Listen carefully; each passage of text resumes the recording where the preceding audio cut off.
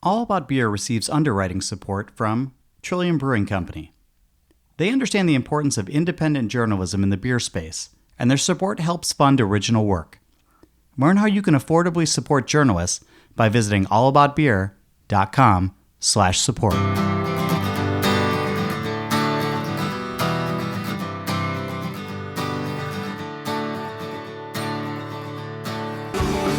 Welcome to Drink Beer, Think Beer, the podcast that gets to the bottom of every pint. I'm John Holl. Beer recipes are always evolving, and recently a group got together to faithfully rebrew a West Coast IPA that happened to be the original version of Swami, the famed Pizza Port Brewing Beer. You're going to hear how it happened and how palates have evolved since 1997. First, keep up with everything that we have going on by visiting our social media. We're at All About Beer across all of the major platforms.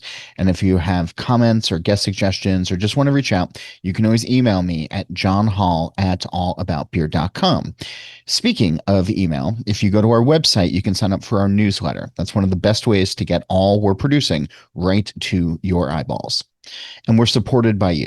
If you go to allaboutbeer.com/support, you can learn how just a few bucks can have a huge impact in supporting original journalism in the beer space.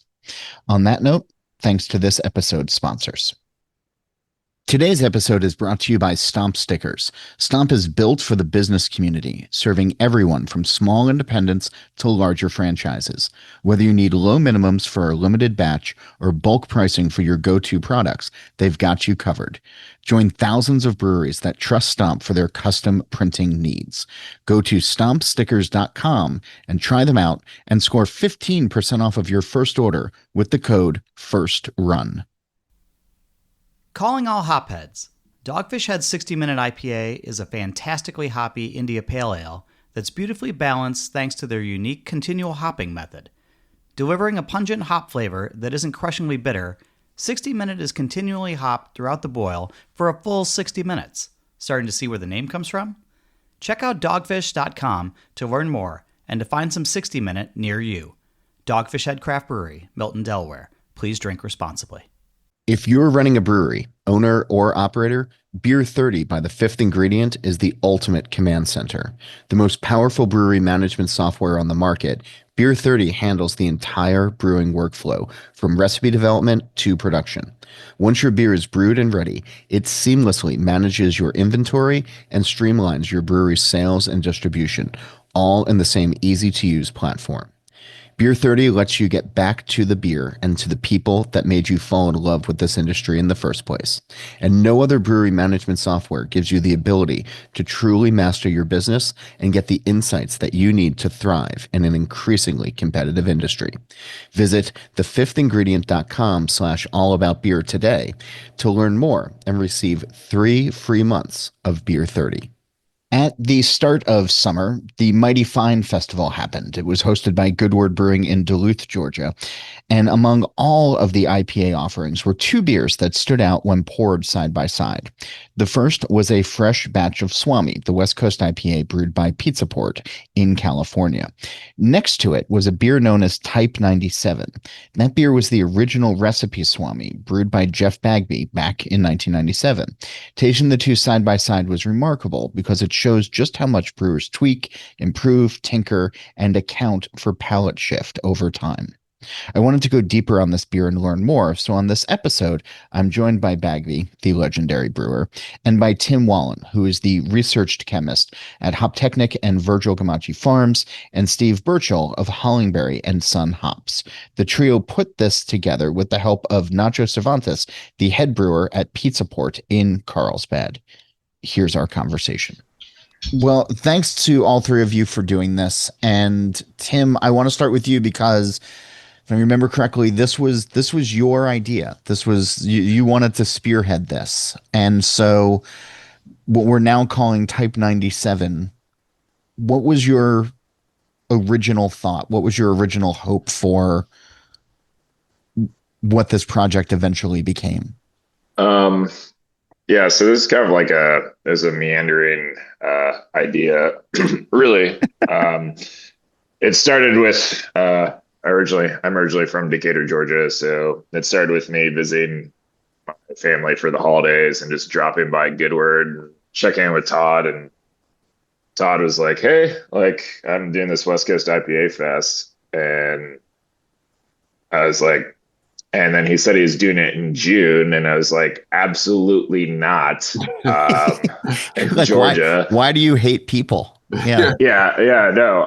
And thankfully, Todd realized that was a mistake because he has a little bit of common sense, and he's moving it to November for the Goodword anniversary next year.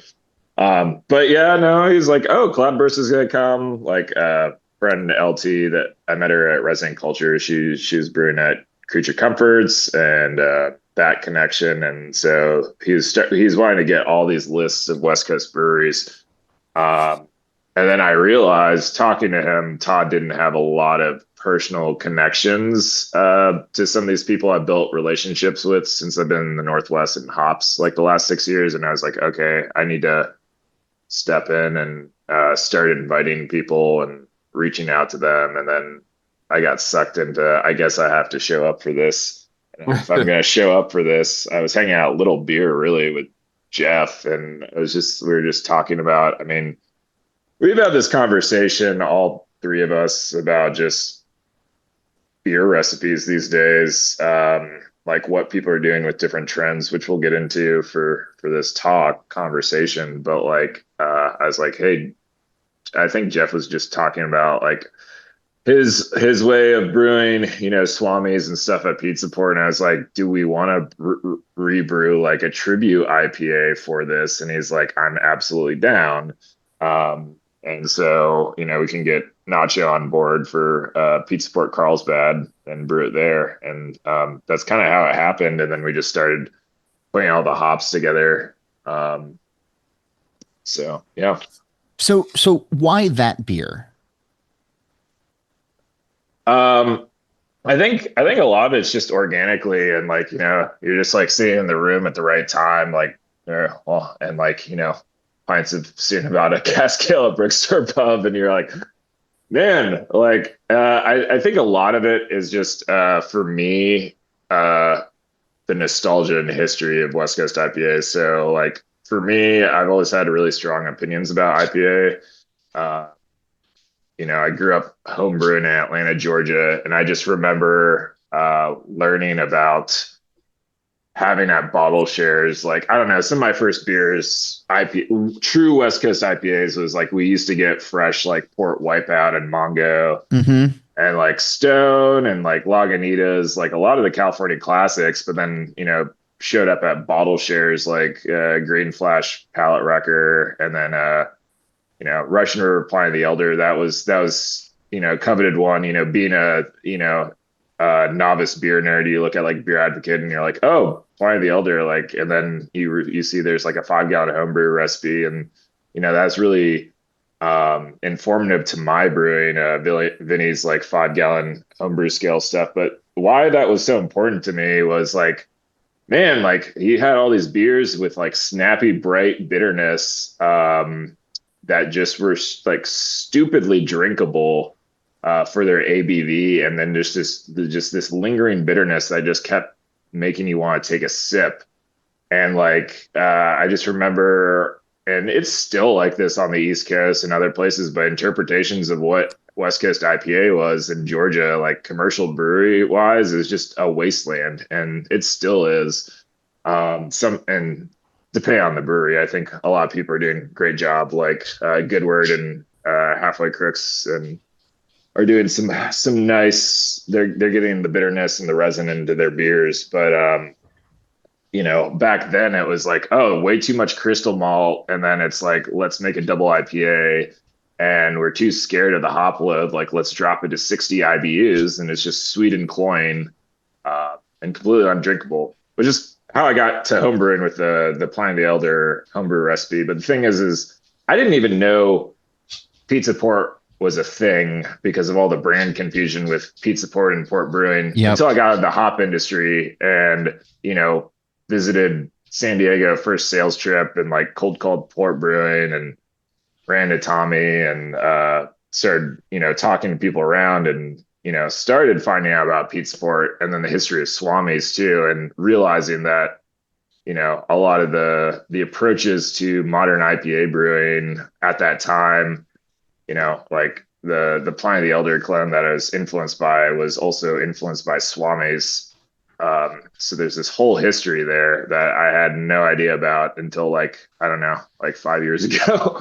So, Well, I mean, so for somebody who was there then for the history, and who understands and who appreciates it, I mean, Jeff, take us back to those days.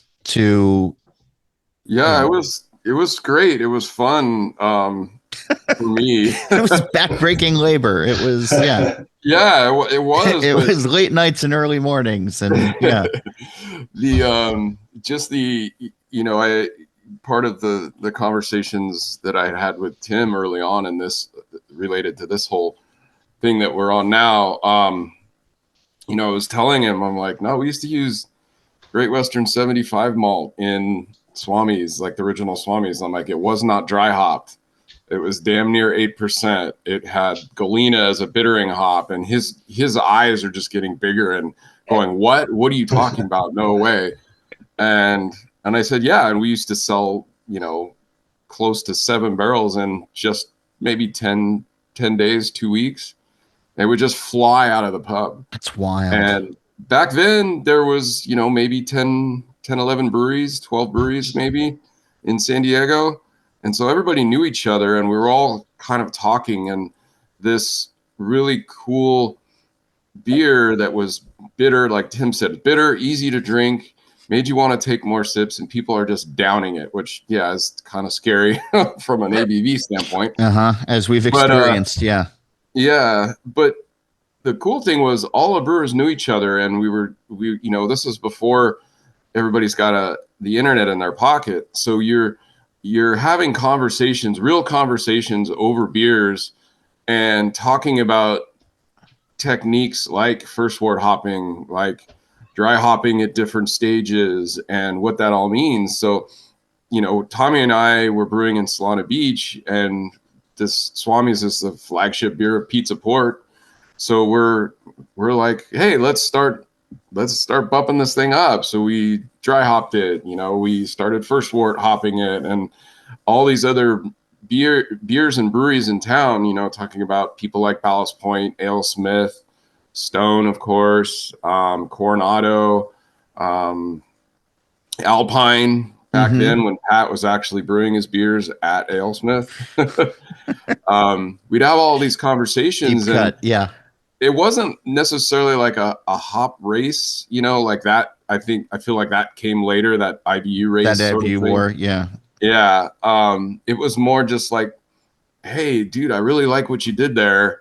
What'd you do? What worked? And we just bounced these ideas off. And I think the very strong at the time and still today homebrewing community of San Diego started recognizing what was coming out locally in these bars and restaurants and breweries, and going, whoa, we really like this. And then that hit the homebrew community, and you had things that would pop up in town like Blind Pig and Pliny the Elder and some of these other beers that are still very popular today. It was just, like I said, it was just exciting. It was cool. Like, hey, let's try this. Hey, let's try that. Oh, I don't know if that's going to work. You're on a cold side and you're just adding hops. Like, everything about that just sounds wrong and horrible if you look at it from a chemistry standpoint. So what are we doing? And we didn't care. We would just do it. So, and you were like on a small enough system where you could mess around with it. Yeah. Tommy and I would joke about that a lot. I actually worked at Stone before working at with Tommy in Solana Beach. And so my background from there was much more of a production side, about 30 to 35 barrel batches. And we dry hopped. By the time I left, I think all we were dry hopping was Stone IPA and the Anniversary IPA. Okay. And that was it. Yeah. They had just started making Arrogant Bastard. But none of the other beers, were even around yet. that Stone ended up becoming more popular for late, in those early days of kind of the IPAs of San Diego. And there's so many kind of pathways that you see to what IPA is today and how broad and different it's got. Kind of the conversations that I've been in with older brewers even now is looking at this, even the term West Coast IPA and what it is now. I feel like when people make West Coast IPA now, it's more of what it's new to me. It doesn't really harken back to what happened and what was being made and drank back then. That if you're looking from a BA standpoint, that category would be American IPA and Sure. the way that it's written. So it's just cool. It's cool to see all the changes in the hop industry and the different ways and things that you can get hop aroma, flavor, character, texture into IPA these days is way more than we were just guessing around with back in the late 90s, early 2000s. So, yeah. Well, I yeah. want to get into that in a second, but there's apparently a new feature on Zoom that I was not aware of, and Tim put his hand up as if to ask a question or to jump in. Oh, yeah. Yeah. Oh, yeah. I didn't even know that was a thing. I looked up at the screen and there's a high five staring at me from Tim's brooding profile picture. The Zoom that we have here. Yeah, it's the Eastern European Latvian blooded. But anyways, no, I just want to comment because it was just interesting. Really quickly, like Jeff was talking about how like they were kind of exploring this stuff and just talking in this small community and figuring all these steps out. By the time I got into homebrewing around 2011, 2012, I mean, I was spending countless hours obsessed, like creeping on like homebrew talk forums, like just reading archives of, people were compiling all these different hopping approaches and like things. Like you learn a lot about tracking down the brewer's process for a clone recipe. Like it's not going to be exactly the same, but reading all those techniques and like thinking about why do you actually do things the way you're doing them, and then pulling from that. So it's just interesting coming from a different era where it's like, well, I have all this, all this established like foundational knowledge you could easily find on a forum. Now we're in a different part with technology where nobody uses forums anymore, and it's all like Instagram and like I don't even know how people are just YouTube stuff like knowledge. That. Yeah, YouTube. Mm-hmm. Yeah. So it's a different landscape again, but I spent a lot of time deep just researching that stuff on my free time. Is really fun. I was just like learning a ton about the history and recipe approaches. So you bring this up to Jeff. Jeff says, "Yeah, we should try to figure out and remake it like it was in 97 and we'll get to that." Steve, how did you get involved in all of this then? Steve, well, Tim's farm doesn't go to rule. No, it's so I've known Jeff for quite a long time. I brewed in San Diego for 15 plus years. Yeah. Starting back in 2007. So there's that connection right there. And then, Tim and I are good friends, and I also, share similar sentiments of the ones that were just, expressed earlier.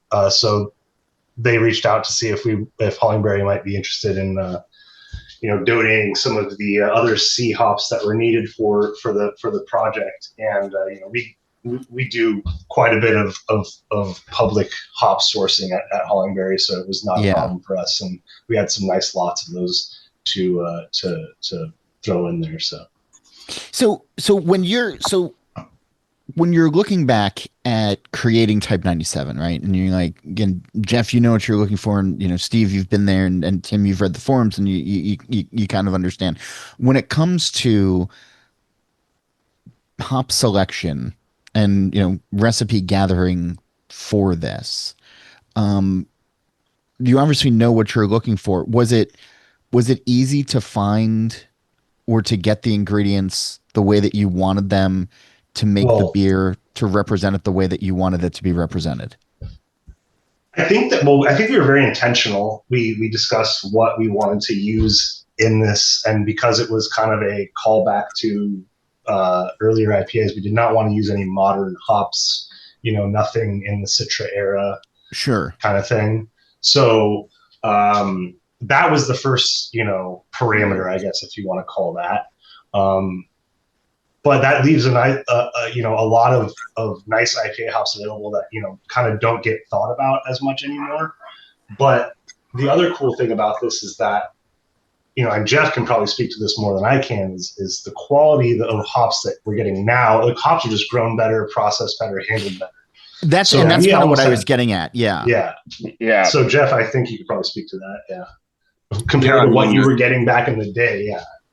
Yeah. It was more on my side. It was picking varieties, and I wasn't about to, I had full and 100% trust in Tim and Steve to find the best possible, versions and lots of these hops that I had come up with. And on the recipe side, I went back and looked at a bunch of old recipes that I had, and it was interesting just looking at the progression from my time in Carlsbad, starting in 2005 and looking at recipes and going up until I left there at the end of 2011, and looking at the IPAs. We made several back in that time. There wasn't Wipeout was kind of the flagship, but it moved to Port Brewing where Steve was making it.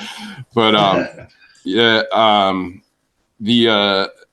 the bittering hop additions had steadily, not at a great deal, but had over the years had gone down, and it just was something that I hadn't really paid too much attention to, nor really thought about again until now, looking back at them, looking at the numbers and going, wow, okay.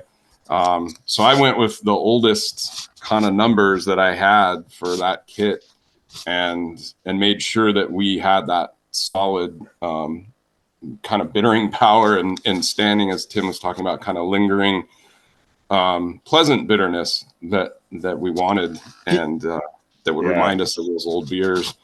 Do you think if you didn't have those notes that you would have done this differently? Like, I probably would have, and I sat down. Because that whole creeping level is really curious to me, of just like, you're not necessarily noticing it in real time, but then when you go back and look, it's, Yeah. No, I definitely sat down with Nacho and looked at some of his, bright, quote, West Coast current IPAs that he was making, and looking at his numbers to kind of match up, especially because we were going to brew the beer on his kit there in Carlsbad, and seeing what his bittering additions were. And if I didn't have my notes from back then, I probably would have looked at what he was doing. And, a lot of how I approach all of my recipes over the years is just tasting and looking and trying to remember, or going with the information that I had from the past to move forward and make a current batch. So it would have been somewhat similar, but it was cool to have those old numbers for sure. Yeah. Tim, you were going to jump in there. Yeah, there's a couple things I want to say about. I wanted to say about like the picking windows are completely different these days. They're not completely different, but we've really, at least at Virgin Gamache Farms and the Lab Hop Technic, for example, the hops we use for this are Chinook, our Columbus, where we pick to minimize like late onion garlic, like aggressively dank characteristics, and then Amarillo. We built a whole analytical lab, Darren Gamache did like 10 or 11 years ago, growing program. And so that didn't exist back when, these beers were being brewed in the 90s. So like, to Steve's point, I think we've figured out flavor and aroma expression a bit. We have a bit better idea of how to actually like intentionally target that these days. So kind of So that kind of changes the flavor profile a little bit as well. So it's almost like it's not going to be like the beer from the 90s. I mean, even Jeff said that like it was ours was still a little lighter in color and things like that, and it had a dry hop. I mean, actually, one of the things, in recipe development, I was really, we capped it at like 2 pounds per barrel, and we used all T90 products in this. And like, having that beer at the beer fest and trying it at Brickstore Pub, I was like, I think Amarillo, Columbus, and I can't remember what else was in the dry hop. Cascade, like a bunch Centennial. I think everything went in there, didn't it? Yeah, everything was in the dry hop. Cascade didn't make it to the dry hop. It was only that's right. on the hot side. Yeah, but the thing that's so impressive, just 2 pounds per barrel dry hop, all T90 hops, and it still had like really great aromatics.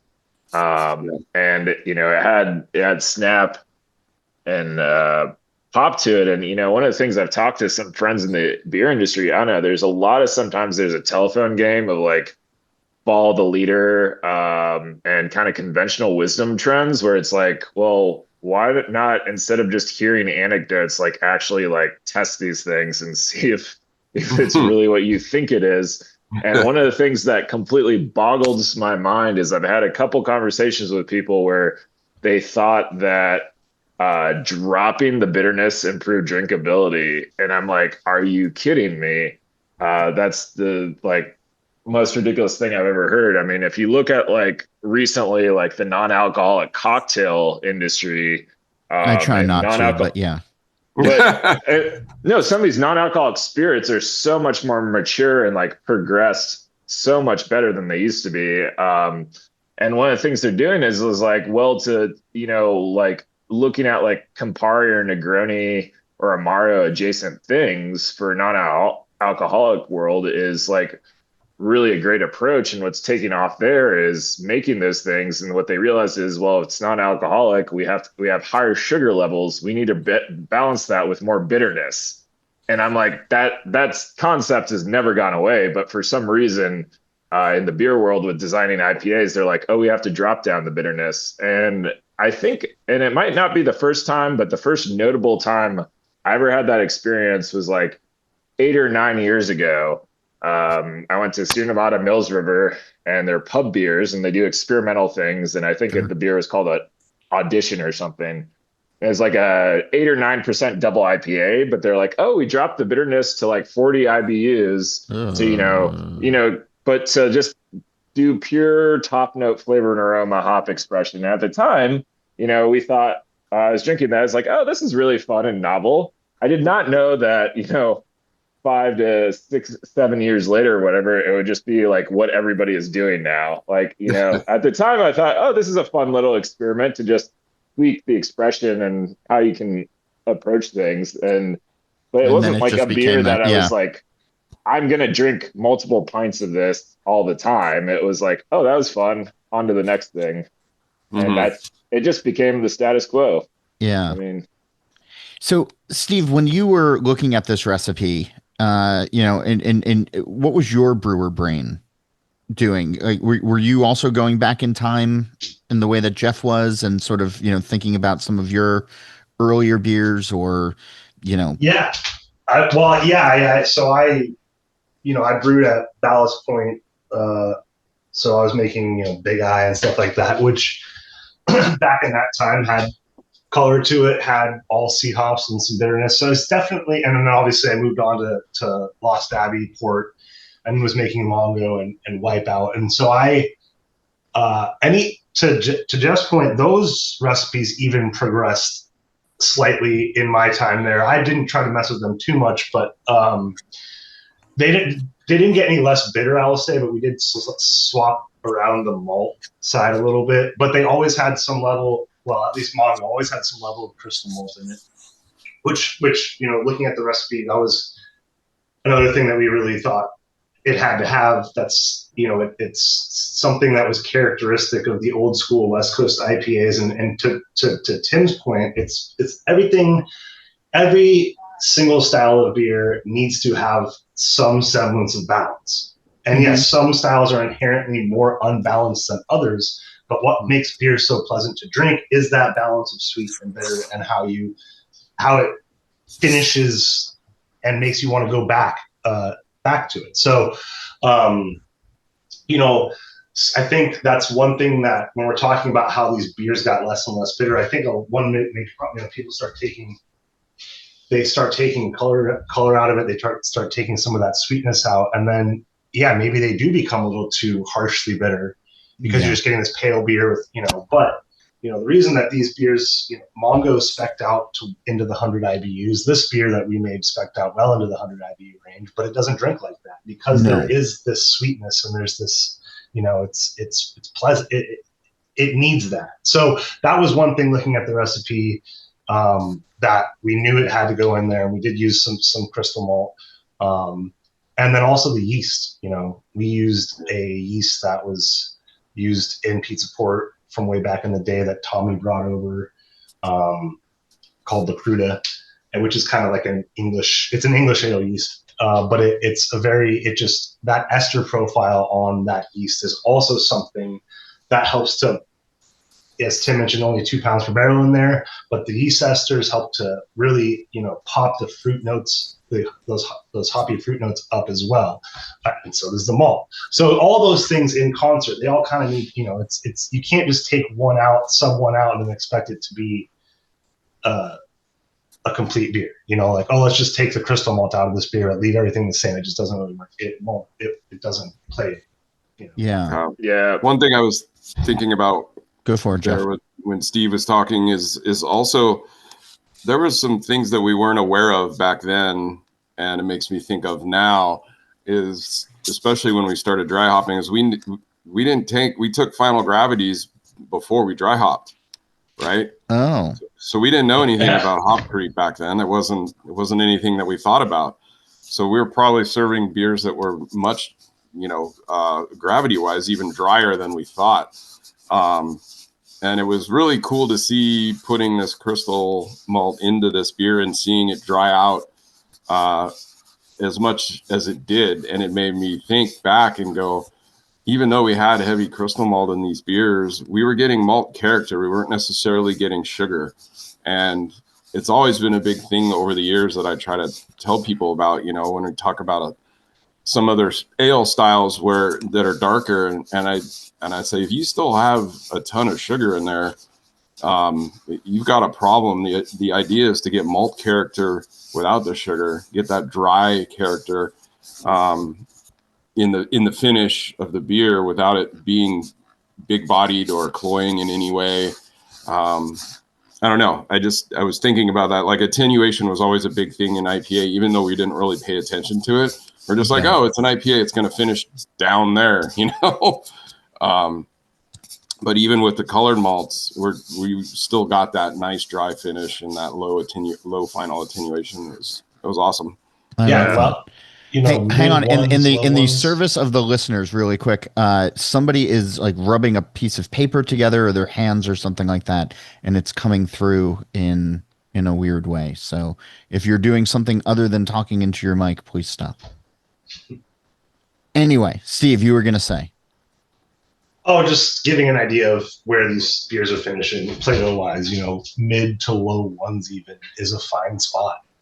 It makes them very snappy and crisp. Some people think that's like too dry, but that's where a lot of our beers at Lost Abbey, not low ones, but high ones, low twos, is usually where our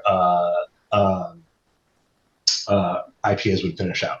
Yeah. Mongo, maybe mid twos after everything was said and done, but still that's quite low. I like that. One of the things that I liked about having this beer when we were in Georgia was then also having, the modern version as well, and sort of seeing how they were side by side, and the way that the beer has evolved, and just sort of where palates have shifted to. And this has been something that I've been curious about for a long time, right? For young drinkers coming up now who get, let's call it, the modern IPA with that low bitterness, or, it's the modern hops with, some of the tropical, really, floral, fun aromas and flavors coming off of it.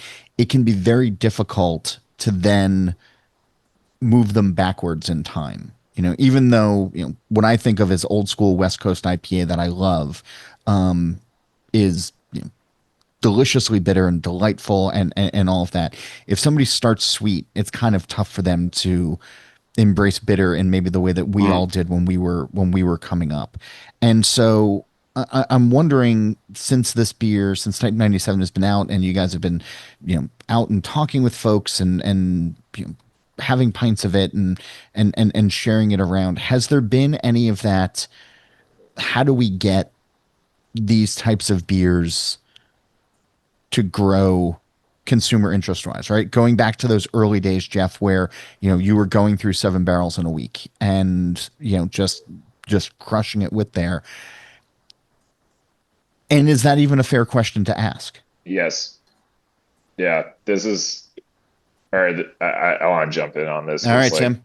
Yeah. We've had conversations about this so many times, and it's one thing that, as the beer industry is contracting, we really have to think about things. And I mean, I think, in the early days, it was a different era in craft beer, but it was pioneering. There's a counterculture, like art rebellion to what was going in modern beer.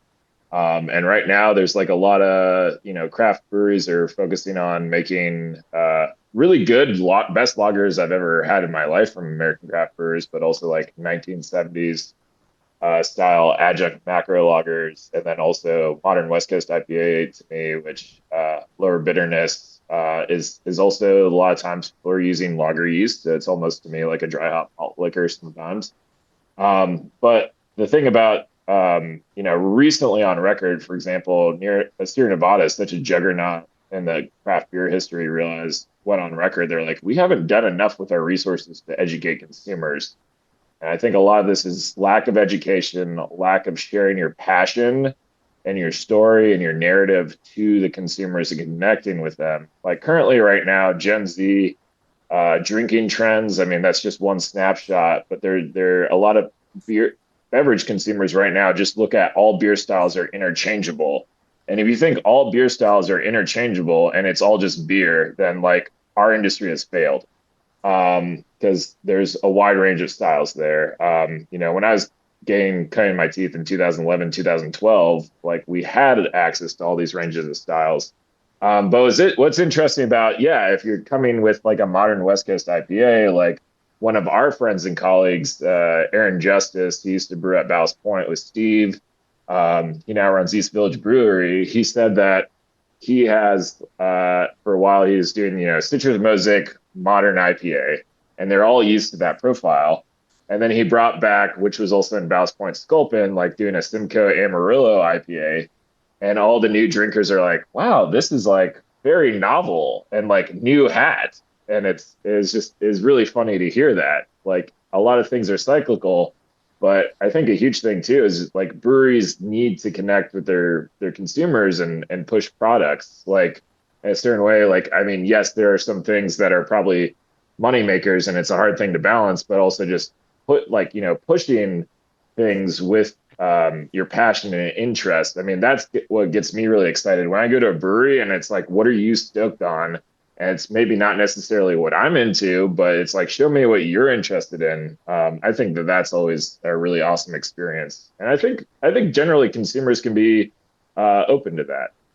So one of the things though, and you kind of bring this up, and I'm curious to hear from Steve or Jeff on this, where Jeff, when you're talking about back in the day when you guys were all standing around and brewers would come over and say what did you do to this? How did you do this? And you're sharing that information, and you clearly were passionate about it.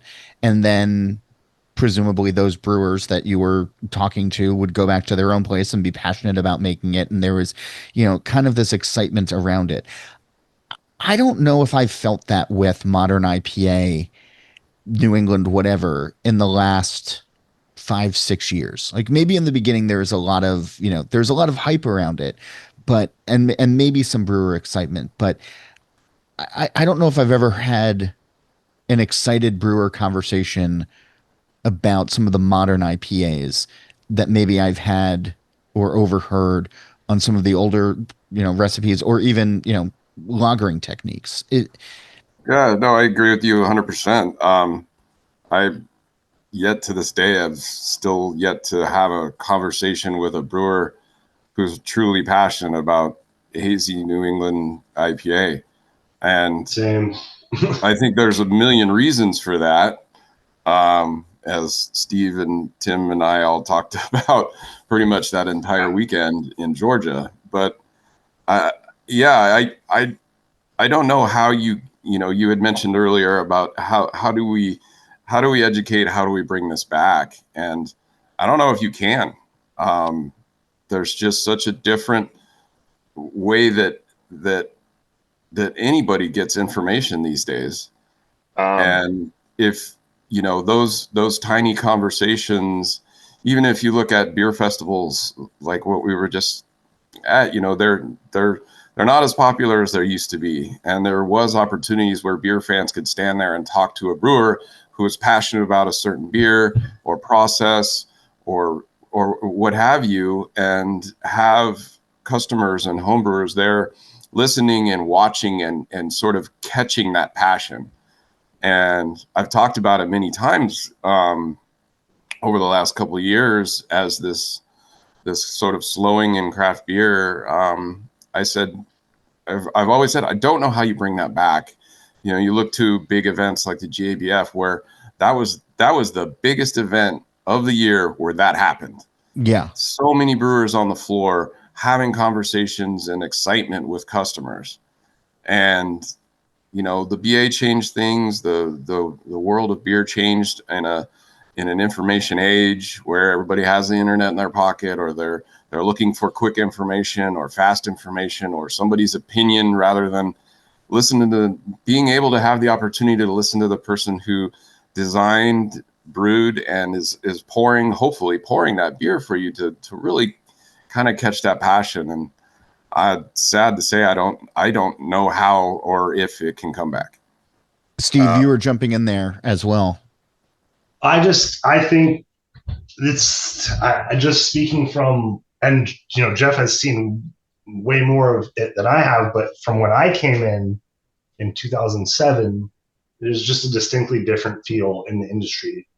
That is, I agree. I think it's more just that the industry has matured to a point where, back in those days, it was more of a niche, like people Smaller. would go to the breweries because, they went to the breweries because they were stoked about the beer. It wasn't like, hey, now it's expected. Oh yeah, let's go to the local craft brewery and do. It's not that that's a bad thing. I'm just saying that it has evolved into a more mature industry where it's not as, like I said, back then it was just all passion, because if you were there, you cared about it. Whereas now it's a wider audience, which naturally will bring people in that aren't necessarily as passionate about it and don't care about as much of the story that you tell with your beer, I guess is true.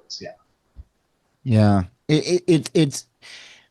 I keep going back to what you're saying, Jeff, about looking back at your notes and the incremental changes that you were making at the time. And I think even for regular drinkers or casual drinkers, like, as long as it hits that memory, right? I'm just speaking from a drinker perspective of like, this is like how it was the last time. We're not necessarily going to notice the tweaks. And Vinny Chilurzo has talked about what's the younger, right? That's the popular one. That's I was confused. The annual release one. The annual release one. Is younger, where he tweaks it every year. After he's made the batch that year, he'll sit down with the bottle and he'll be like, okay, this is what I want to change next year, and it's incremental changes, and he does. And because it's an annual release and because it's an IPA, you're going to want it fresh, and there's excitement around it, and he's happy with the beers that he makes every year, I hope, with those changes. But when you're doing it regularly, when it's a flagship, when it's a regular one that's out there and it tweaks just a little bit, unless you make a hard left turn, people are just going to kind of go along with you until they reach that threshold where it's like no longer what they remember or no longer what they're interested in, and then maybe they just move on to something else. But this idea of going back in time and reigniting certain drinkers' memories, I Tim think always talks about it. He wants the Ratatouille moment. You know, he wants to so go ahead. Yeah. Go explain it, Tim, because you're the one that always talks about it.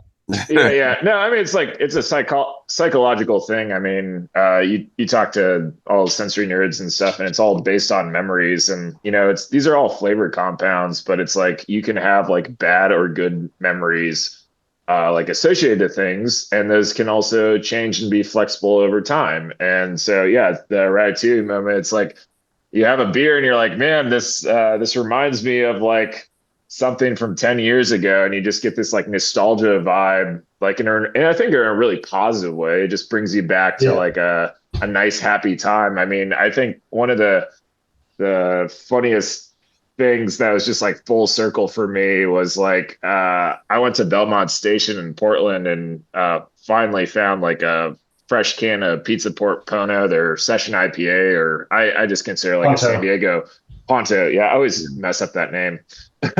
Ponto. But pale ale, and I tried it and I was just like, holy crap, this reminds me of like the pale ales I was making as a home brewer like 8 to 10 years ago. It still had the bitterness snap with just a little bit of a grain bill touch.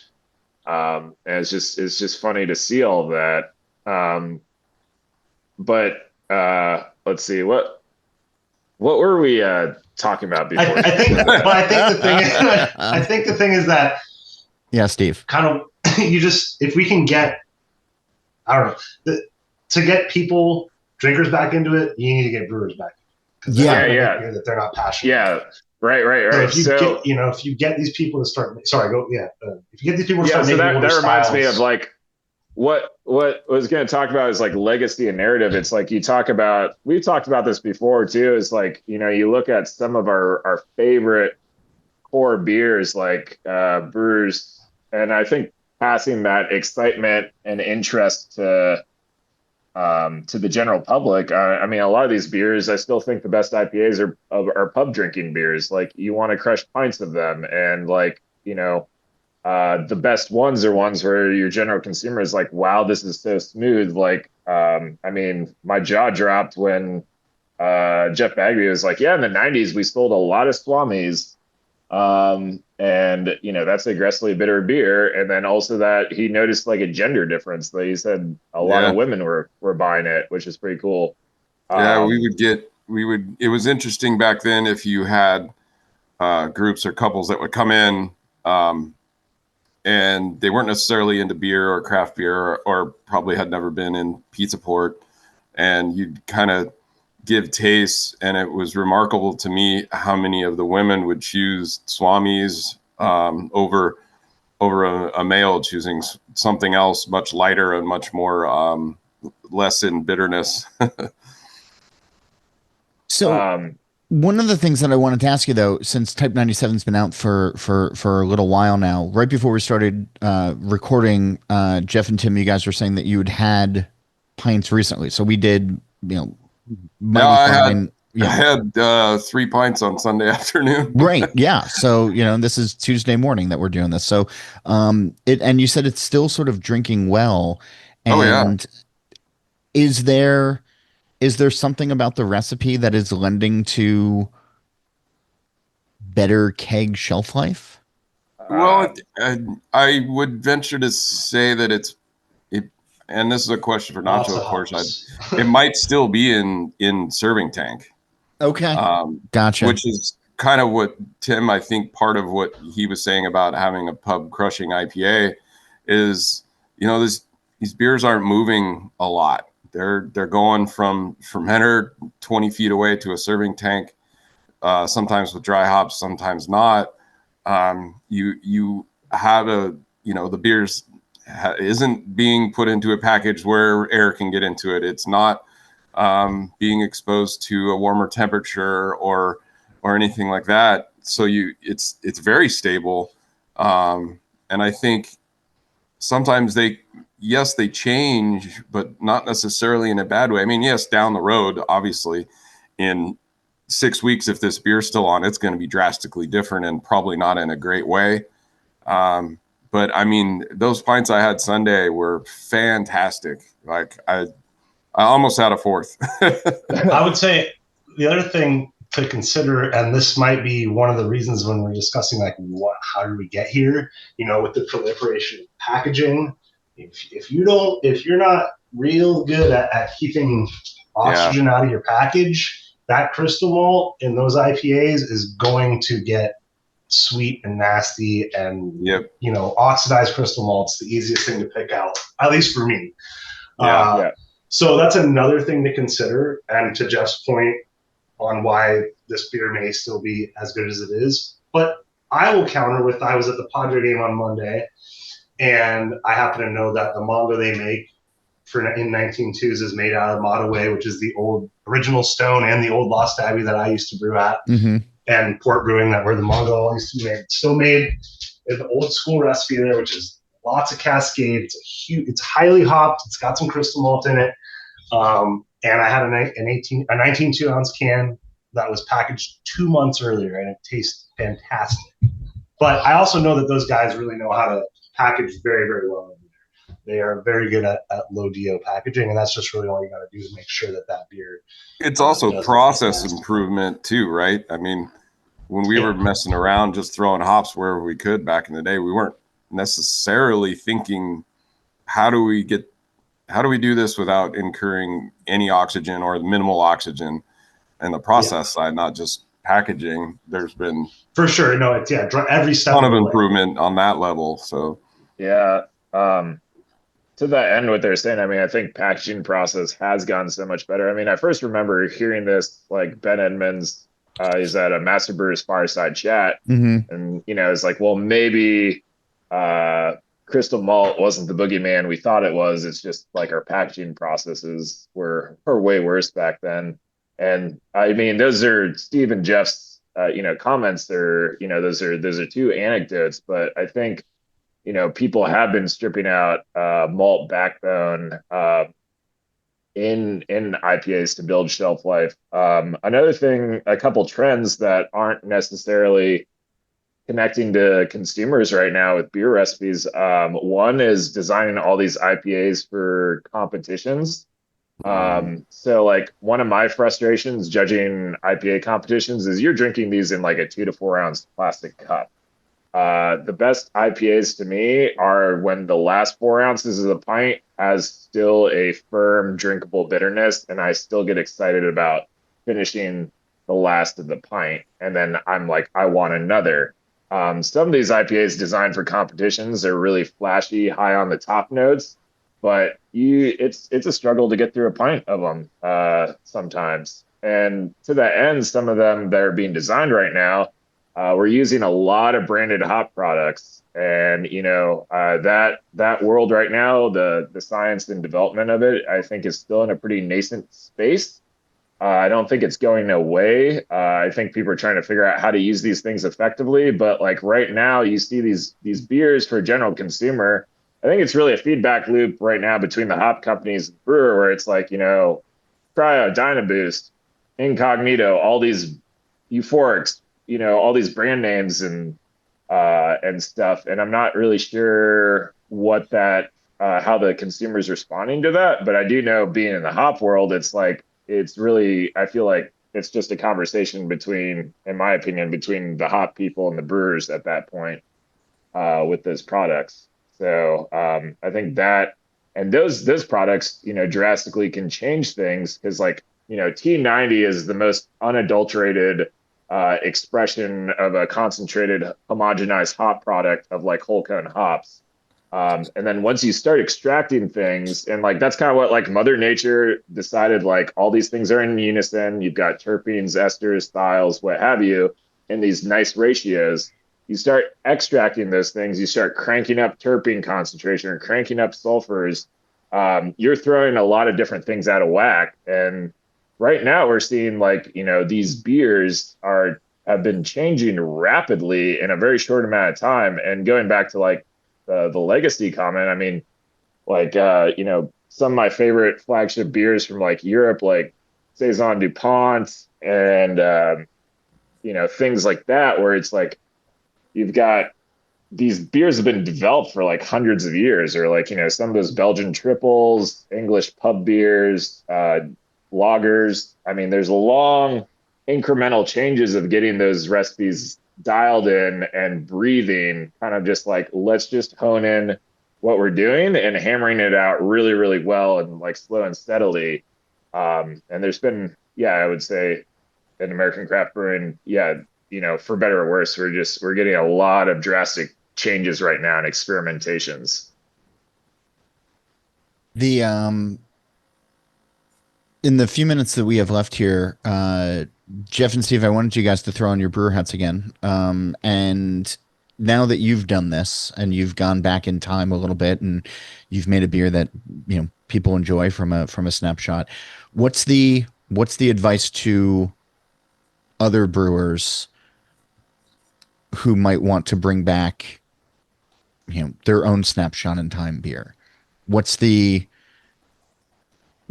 get excited as brewers to get other brewers excited about what you're doing, and what did you learn that you want them to make their path a little bit easier? That's a great question. Thanks. That's why I'm here.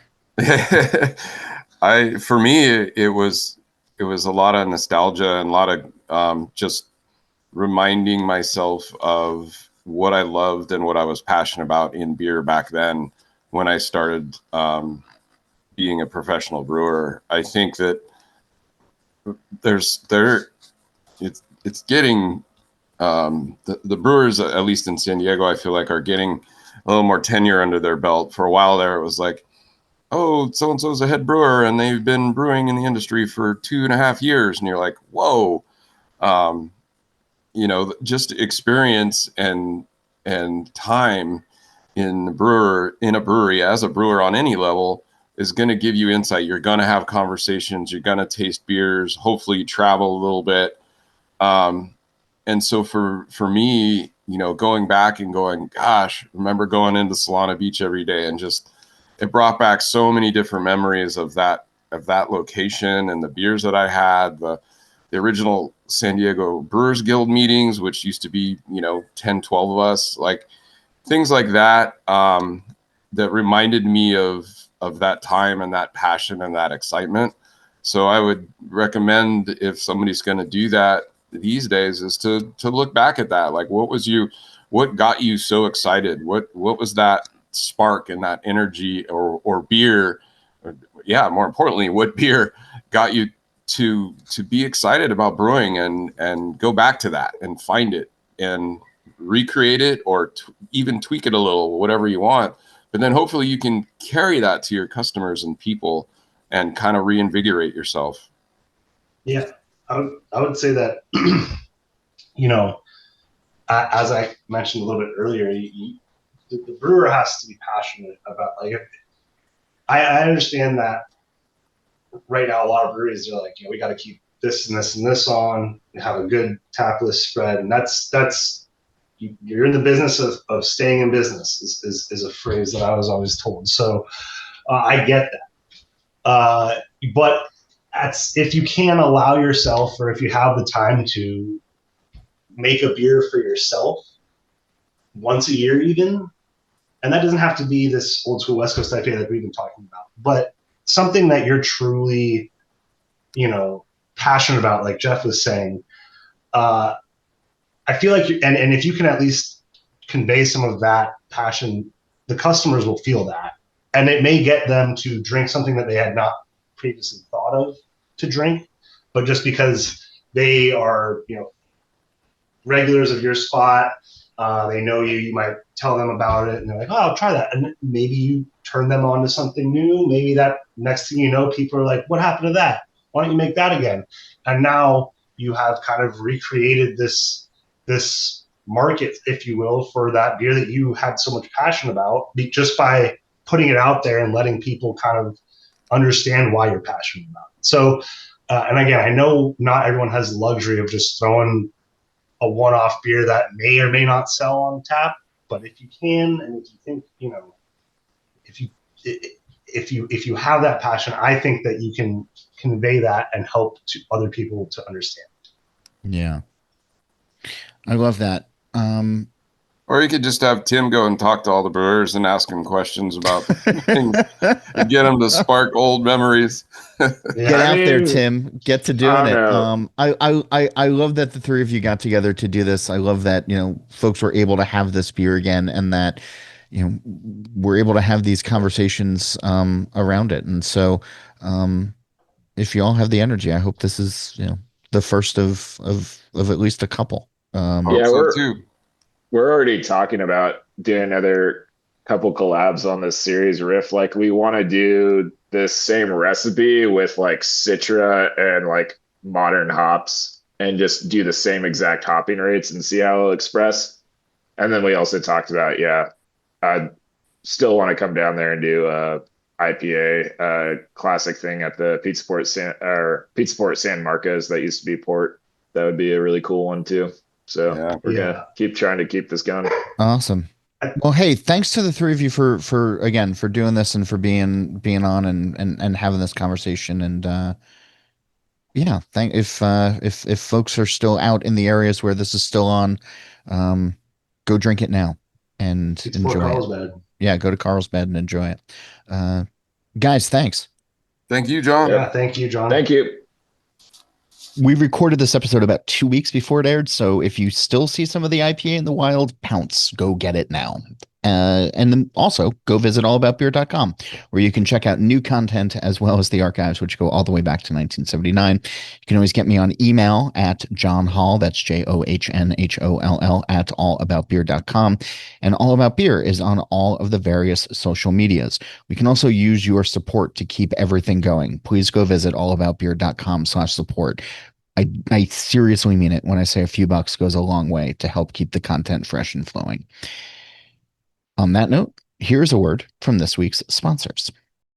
StompStickers.com is loaded with features to make ordering a breeze. They save all your artwork and order history, so restocking your best sellers is just a click away. Oh, and did we mention free shipping on every order? Try Stomp Stickers today and snag 15% off of your first order with the code FIRSTRUN. Calling all hopheads. Dogfish Head 60-Minute IPA is a fantastically hoppy India Pale Ale that's beautifully balanced thanks to their unique continual hopping method. Delivering a pungent hop flavor that isn't crushingly bitter, 60 Minute is continually hopped throughout the boil for a full 60 minutes. Starting to see where the name comes from? Check out dogfish.com to learn more and to find some 60 Minute near you. Dogfish Head Craft Brewery, Milton, Delaware. Please drink responsibly.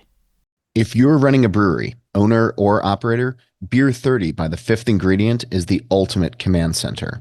The most powerful brewery management software on the market, Beer 30 handles the entire brewing workflow, from recipe development to production.